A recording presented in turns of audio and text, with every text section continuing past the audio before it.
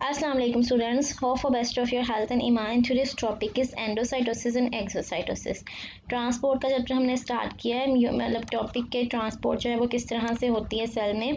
तो यहाँ पे आज हमने जस्ट डिस्कस करना है, वो करना है endocytosis and exocytosis. So endocytosis it is the process of the movement of the plasma membrane inside the cell. ठीक है, इसको स्टार्ट करते हैं। और इसको स्टार्ट करने से पहले आपसे रिक्वेस्ट है कि आप चैनल को सब्सक्राइब कर दें, वीडियो को लाइक ज़रूर किया करें अगर आपको पसंद आती है, नहीं भी पसंद आती फिर भी लाइक कर दिया करें। ठीक है, और चैनल को सब्सक्राइब किया करें, शेयर किया करें, इंस्टा पे फॉलो कर सकते हैं। ठीक है, सो एंडोसाइटोसिस में क्या है, which is the process involves the movement of the membrane cells materials across the plasma membrane. इसमें सिर्फ एक सेल एक मॉलिक्यूल्स नहीं होता, बल्कि सिंगल इंडिविजुअल मॉलिक्यूल की बजाय यहाँ पे जो पूरे पूरे मटेरियल्स हैं, चाहे वो लिक्विड्स की फॉर्म में हो, सॉलिड की फॉर्म में हो। ठीक है, so the three forms of the endocytosis, एक पिनोसाइटोसिस है और एक फैगोसाइटोसिस है, and the third one is the receptor mediated. अब पिनोसाइटोसिस क्या है? It is the process which involves the movement of the small droplets. ठीक है, छोटे छोटे स्मॉल ड्रॉपलेट्स जो है उनका अपटेक किया जाएगा इनसाइड द सेल। अब ये होगा कैसे? ड्रॉपलेट्स हैं वो मेम्ब्रेन के पास आती हैं। ठीक है, मेम्ब्रेन क्या करती है? It will imaginate inside the cell. वो अंदर वाली साइड पे इनसाइड द सेल जब वो मूव करती है और साथ ही वेसिकल अंदर मूव करेंगे। फिर उसके बाद क्या होगा कि वो एक पूरा वेसिकल का स्ट्रक्चर बना देगी। जब वो ड्रॉपलेट्स जो हैं वो उस मेम्ब्रेन के साथ इनसाइड द सेल मूव करते हैं, वेसिकल बनाते हैं, और ये vesicle inside the cell move करता है और फिर अपने कंटेंट को अंदर रिलीज कर दिया जाए, उसको या किसी भी प्रोसेस के लिए यूज़ कर लिया जाए तो उसको हम कहते हैं कि ये पिनोसाइटोसिस का प्रोसेस हो गया। ठीक है, छोटे छोटे स्मॉल वेसिकल्स जो है वो इनसाइड द सेल मूव करते हैं। The second process is the phagocytosis. Phagocytosis the process which involves the movement of the solid particle. ठीक है, इसमें लिक्विड नहीं होता, इसमें सॉलिड पार्टिकल्स होते हैं।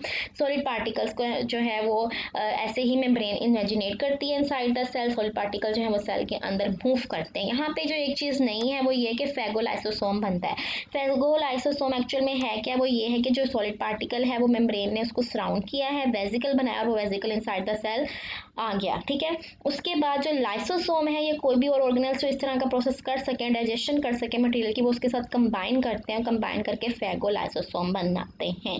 अब ये जो लाइसोसोम के वेसिकल हैं, आपको पता है उसमें डाइजेस्टिव प्रोटीन प्रेजेंट होते हैं, डाइजेस्टिव एंजाइम्स प्रेजेंट होते हैं। वो जो सॉलिड पार्टिकल है उसको ब्रेक डाउन करते हैं और छोटे छोटे पार्टिकल्स बना देते हैं, और फिर वो स्मॉल पार्टिकल जो है उनको किसी भी पर्पज़ के लिए सेल यूज कर सकता है।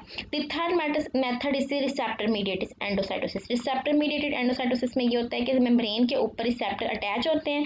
ठीक है, और वो उन जो अटैच रिसेप्टर हैं वो अपने एक्स्ट्रा सेलुलर फ्लूइड में से कोई भी मॉलिक्यूल जो उनको उनके जो है रिक्वायरमेंट है या उसके साथ वो कंबाइन कर सकते हैं, बाइंड कर सकते हैं, अपनी नीड के अकॉर्डिंग मॉलिक्यूल को क्या करते हैं, उसको नीड के अकॉर्डिंग जो है वो मॉलिक्यूल को वो रिकॉग्नाइज करते हैं, पहचान लेते हैं। ठीक है, और फिर उसको अपने साथ कंबाइन करके सेल के अंदर मूव करवाते हैं। और इसमें सबसे बेस्ट एग्जांपल जो है वो कोलेस्ट्रॉल की है ब्लड के अंदर, क्योंकि कोलेस्ट्रॉल बहुत ज़्यादा इंपॉर्टेंट है।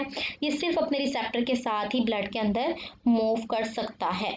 तो ये है तीन प्रोसेस एंडोसाइटोसिस के। उसके बाद नेक्स्ट आता है एक्सोसाइटोसिस। एक्सोसाइटोसिस क्या है? Exocytosis the movement outside the cell. ठीक है, उसमें क्या होता है कि जो भी मॉलिक्यूल्स वगैरह है, वेस्ट है, उसको सेल में ज़रूरत नहीं है, उसको फिर बाहर निकाला जाएगा। होगा क्या कि जो भी मॉलिक्यूल होते हैं वो सेल के मेम्ब्रेन के पास आते हैं, वेसिकल बनाता है, वो वेसिकल मेम्ब्रेन के साथ अटैच होकर मेम्ब्रेन वहाँ से ब्रेक डाउन करते हैं और vesicle will move outside the cell which is in the form of secretory vesicle. उसको नाम जो है वो हम सिक्रीटरी वेसिकल का नेम देते हैं। ठीक है, सिक्रीटरी वेसिकल जब आउटसाइड द मेम्ब्रेन मूव करता है through the plasma membrane and then release the content, और वो फिर अपना कंटेंट जो भी वेसिकल के अंदर प्रेजेंट है उसको रिलीज कर देता है कि कोई भी जो मटेरियल है उसको आउटसाइड द बॉडी जो मूव करवाना था, सेल से बाहर निकालना था, उसको निकाल दिया जाता है। So these are all the process endocytosis and exocytosis. और इसमें ये भी होता है कि जो भी मेम्ब्रेन लॉस्ट करेगी उस मेम्ब्रेन को दोबारा वहाँ पे न्यू मेम्ब्रेन के साथ रीप्लेस कर दिया जाएगा और बना दिया जाएगा। ठीक है, उसके बाद जो है यहाँ पे कुछ इसकी ड्रामेटिकल रिप्रेजेंटेशन आप देख सकते हैं। सबसे पहले ये देखें, स्मॉल ड्रॉपलेट्स की फॉर्म है। स्मॉल ड्रॉपलेट्स की फॉर्म में जो है वो छोटे छोटे मॉलिक्यूल्स है, मेम्ब्रेन इमेजिनेट करती हैं, इनसाइड द सेल वेसिकल बनता है, वो इनसाइड द सेल वेसिकल आके उसको यूज़ कर लिया जाता है। सेकंड बी एग्जांपल में आप देख सकते हैं कि क्या होता है कि ये जो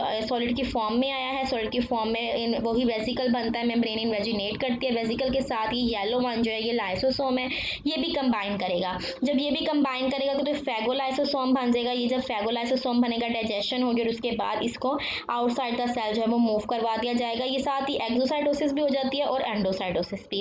and the last one is the receptor mediated endocytosis. इस प्रोसेस में क्या है कि जो रिसेप्टर हैं वो मेम्ब्रेन के ऊपर प्रेजेंट है, ये अपनी पसंद के अपनी रिक्वायरमेंट के मुताबिक मॉलिक्यूल को पहचानते हैं, उसको अपने साथ अटैच करते हैं, बाइंड करने के बाद मेम्ब्रेन इन्वेजिनेट करती है और मॉलिक्यूल जो है वो सेल के अंदर आ जाते हैं। तो ये छोटा सा टॉपिक था आज का एंडोसाइटोसिस और एक्सोसाइटोसिस। आई होप आपको टॉपिक बहुत ज़्यादा पसंद आया होगा तो लाइक कर दिया करें, वीडियो को शेयर कर दिया करें। अपना बहुत ज़्यादा ख्याल रखें। अल्लाह हाफिज़।